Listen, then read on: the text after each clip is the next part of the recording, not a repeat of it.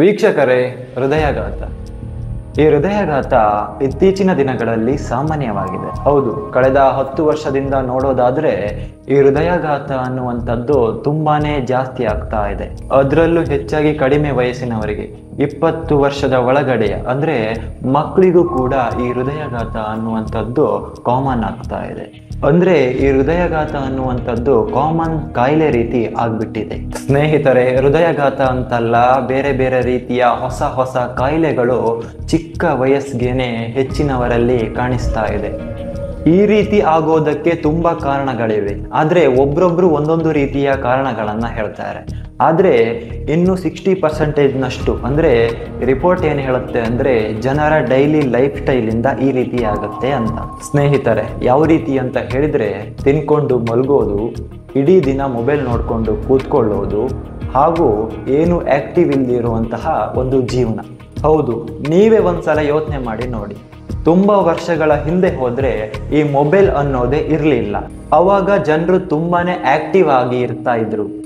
ಆದ್ರೆ ಯಾವಾಗ ಈ ಡಿಜಿಟಲ್ ಯುಗ ಪ್ರಾರಂಭವಾಯಿತೋ ಅವಾಗಿನಿಂದ ಈ ಜನರು ತುಂಬಾನೇ ಸೋಮಾರಿ ಆಗ್ಬಿಟ್ಟಿದ್ದಾರೆ. ಜನರು ಇವಾಗ ಮನೆಯಿಂದ ಹೊರಗಡೆನೆ ಹೋಗ್ತಾ ಇಲ್ಲ.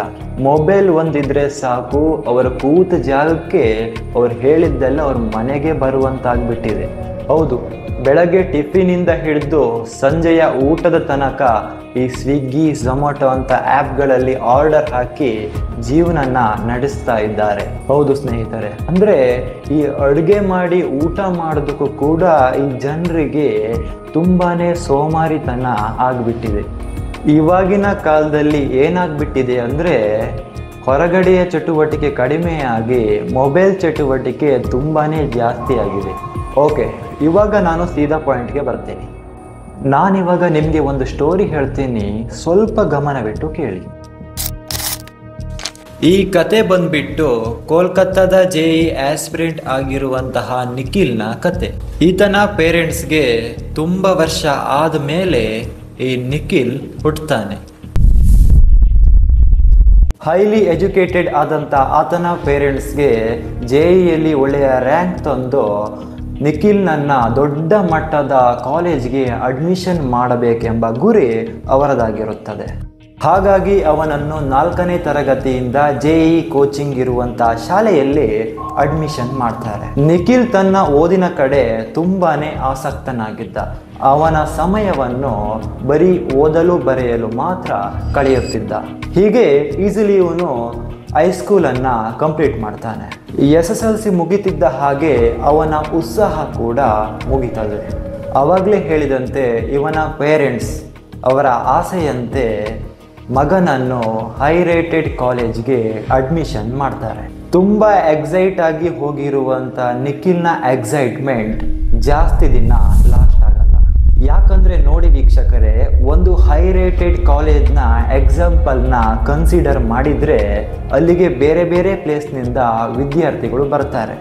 ಆ ವಿದ್ಯಾರ್ಥಿಗಳಲ್ಲಿ ಸೈಲೆಂಟ್ ವಿದ್ಯಾರ್ಥಿಗಳು ಇರ್ತಾರೆ, ಹಾಗೆ ವೈಲೆಂಟ್ ವಿದ್ಯಾರ್ಥಿಗಳು ಇರ್ತಾರೆ. ಎಲ್ಲ ಸ್ಟೂಡೆಂಟ್ಸ್ ಒಂದೇ ರೀತಿ ಎಂದು ಖಂಡಿತವಾಗಿಯೂ ಇರಲ್ಲ. ಇದೇ ರೀತಿಯ ಒಂದು ಸಿನಾರಿಯೋ ಕೂಡ ನಿಖಿಲ್ ಜೊತೆಗೂ ಕಂಡು ಬರುತ್ತದೆ. ನಿಖಿಲ್ ಕಾಲೇಜ್ನ ಕೆಲವು ಹುಡುಗರು ನಿಖಿಲ್ನ ಬುಲಿ ಮಾಡೋಕೆ ಶುರು ಮಾಡ್ತಾರೆ, ಅಂದ್ರೆ ರ್ಯಾಗಿಂಗ್ ಮಾಡೋದಕ್ಕೆ ಶುರು ಮಾಡ್ತಾರೆ. ನಿಖಿಲ್ ಒಬ್ಬ ಸೆನ್ಸಿಟಿವ್ ಹುಡುಗ ಆಗಿರೋದ್ರಿಂದ ನಿಖಿಲ್ ಲೈಫ್ ಮೇಲೆ ಅದು ತುಂಬಾನೇ ಇಂಪ್ಯಾಕ್ಟ್ ಬೀಳುತ್ತೆ. ಇದರಿಂದಲೇ ಅವನು ಎಕ್ಸಾಮ್ ಹಾಗೂ ಮಾಕ್ ಟೆಸ್ಟ್ಗಳಲ್ಲಿ ತುಂಬಾನೇ ಕಡಿಮೆ ಅಂಕ ಗಳಿಸ್ತಾನೆ. ತನ್ನ ತಂದೆ ತಾಯಿಯ ಕನಸು ಹಾಗೂ JEEಯಲ್ಲಿ ಟಾಪ್ ಮಾಡುವ ಸ್ಟ್ರೆಸ್ನಿಂದ ಹಗಲು ರಾತ್ರಿ ಊಟ, ತಿಂಡಿ, ನಿದ್ದೆ ಎಲ್ಲ ಬಿಟ್ಟು ಓದ್ತಾನೆ. ಕೊನೆಗೂ ಈ ನಿಖಿಲ್ JEE ಎಕ್ಸಾಮ್ ಬರ್ತಾನೆ. ತುಂಬಾನೇ ನರ್ವಸ್ ಆಗಿ ಎಕ್ಸಾಮ್ ಹಾಲ್ನಿಂದ ಹೊರಗಡೆ ಬಂದು ಆನ್ಸರ್ ಡಿಸ್ಕಸ್ ಮಾಡಲಿಕ್ಕೆ ಶುರು ಮಾಡ್ತಾನೆ. ಆನ್ಸರ್ ಡಿಸ್ಕಸ್ ಮಾಡ್ತಾ ಇರಬೇಕಾದ್ರೆ ನಿಖಿಲ್ ತುಂಬಾನೇ ಭಯ ಪಡೋಕೆ ಶುರು ಮಾಡ್ತಾನೆ. ತನ್ನ ಆನ್ಸರ್ ಮೇಲೆ ಕಾನ್ಫಿಡೆಂಟ್ ಇಲ್ಲದೆ ಇರೋ ನಿಖಿಲ್ಗೆ ಅವನ ಕನಸು ಕಣ್ಣೆದುರೇ ಮುರಿದು ಬೀಳೋ ಹಾಗೆ ಅನಿಸುತ್ತದೆ. ಆವಾಗಲೇ ಕೆಲವೊಂದಿಷ್ಟು ಹುಡುಗರು ಬಂದ್ಬಿಟ್ಟು ಅವನ ಜೀವನದ ಕಡೆ ಪ್ರಶ್ನೆ ಕೇಳ್ತಾರೆ. ಏ ನಿಖಿಲ್, ನೀನು ಇಷ್ಟೊಂದು ಓದಿಯೂ ಏನೂ ಪ್ರಯೋಜನವಾಗಿಲ್ಲ ಅಂತ ನಿಖಿಲ್ಗೆ ಒಂದಿಷ್ಟು ಜನರು ಹುಡುಗರು ಹೀಯಾಳಿಸ್ತಾರೆ. ಇನ್ನೇನು ಅದಕ್ಕೆ ಸ್ಪಂದಿಸುವ ನಿಖಿಲ್ ಸ್ಥಳದಲ್ಲೇ ಹೃದಯಾಘಾತದಿಂದ ಸಾವನ್ನಪ್ತಾನೆ. ನಂತರ 2-3 ತಿಂಗಳು ಬಿಟ್ಟು JEE ರಿಸಲ್ಟ್ ಬರುತ್ತೆ. ಅದರಲ್ಲಿ ನಿಖಿಲ್ ಟಾಪ್ ಮಾಡಿರ್ತಾನೆ.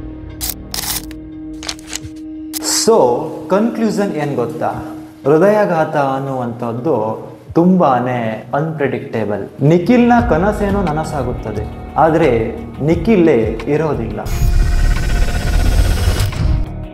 So the moral of the story is, ನಾವು ಯಾವುದನ್ನು ಅತಿಯಾಗಿ ಮಾಡಬಾರ್ದು. ಜೀವನ ಹೋದಂಗೆ ನಾವು ನಡೀತಾ ಇರಬೇಕು. ಈ ಹೃದಯಾಘಾತ ಅನ್ನುವಂಥದ್ದು ಒಂದು ಸಾರಿ ನೋಡಿದರೆ ಆಕಸ್ಮಿಕವೂ ಆಗುತ್ತದೆ, ಇನ್ನೊಂದು ಬಾರಿ ನೋಡಿದರೆ ಅದಕ್ಕೆ ಕಾರಣಗಳು ಇರುತ್ತದೆ. ಅಂತಹ ಕಾರಣಗಳಲ್ಲೇ ಈ ನಿಖಿಲ್, ಕೋಲ್ಕತ್ತಾದ ನಿಖಿಲ್ನ ಸ್ಟೋರಿ. ಅಂತಹ JEE ಟಾಪರ್ ಮಾಡಬೇಕೆಂಬ ಅವನ ತಂದೆ ತಾಯಿಯ ಕನಸು ನುಚ್ಚು ನೂರಾಗುತ್ತದೆ. ಸ್ನೇಹಿತರೆ, ಒಮ್ಮೆ ನೋಡಿ, ಇದಕ್ಕೆ ಕಾರಣ ಯಾರು? ಅವನೇ. ಅತಿಯಾಗಿ ಮಾಡಿದ್ದಕ್ಕಾಗಿ ಅವನಿಗೆ ಈ ರೀತಿಯ ಒಂದು ಕಾರಣ ಆಯಿತು. ಅದೇ ರೀತಿ ನಮಗೆ ನಾವೇ ಏನನ್ನೋ ಕಾಯಿಲೆಗಳನ್ನು ತಂದ್ಕೊಳ್ಬಾರ್ದು. ನಾನು ವಿಡಿಯೋದಲ್ಲಿ ಸ್ಟಾರ್ಟಿಂಗ್ ಹೇಳಿದ ಹಾಗೆ ಬರೀ ಮೊಬೈಲ್ ನೋಡೋದು ಹಾಗೂ ಆ್ಯಕ್ಟಿವ್ ಇಲ್ಲದಿರುವಂಥ ಜೀವನ, ಇದು ಒಂದು ರೀತಿ ಆದರೆ ಇದು ನಾವು ಮಾಡಿಕೊಳ್ಳುವಂಥದ್ದು, ನಮಗೆ ನಾವು ತಂದುಕೊಳ್ಳುವಂತಹ ಕಾಯಿಲೆ.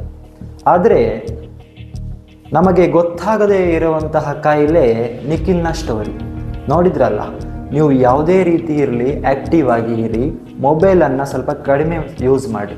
ಇದರ ಬಗ್ಗೆನೂ ಒಂದು ವಿಡಿಯೋ ಮಾಡಿದ್ದೀನಿ, ಪಾಪ್ಕಾರ್ನ್ ಬ್ರೈನ್ ಅಂತ. ಈ ಮೊಬೈಲ್ ನೋಡ್ತಾ ಹೋದರೆ ಮುಂದೊಂದು ದಿನ ಯಾವ ರೀತಿ ಕೊರೋನಾ ಬಂತು, ಅದೇ ರೀತಿ ಪಾಪ್ಕಾರ್ನ್ ಬ್ರೈನ್ ಕೂಡ ದೊಡ್ಡ ಮಟ್ಟದಲ್ಲಿ ಹರಡುವಂತಹ ಚಾನ್ಸಸ್ ಕೂಡ ಇದೆ. ಆ ವಿಡಿಯೋನ ಡಿಸ್ಕ್ರಿಪ್ಷನಲ್ಲಿ ಹಾಕಿದ್ದೀನಿ, ಒಂದ್ಸಲ ನೋಡಿ.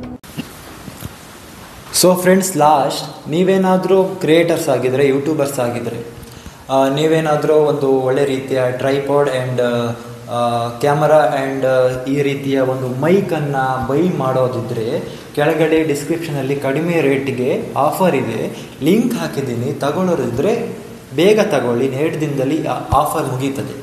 ಈ ಬ್ಯಾಕ್ಗ್ರೌಂಡ್ ಇರುವಂತಹ ಗ್ರೀನ್ ಸ್ಕ್ರೀನಲ್ಲಿ ನೋಡಿರ್ಬೋದು, ಇದು ಕೂಡ ಕಡಿಮೆ ರೇಟಿಗೆ ಸಿಗುತ್ತದೆ. ನಿಮಗೆ ಬೇಕಾದರೆ ನನ್ನ ಮೇಲ್ ಹಾಕಿದ್ದೀನಿ, ನನಗೆ ಒಂದು ಮೇಲ್ ಮಾಡಿ.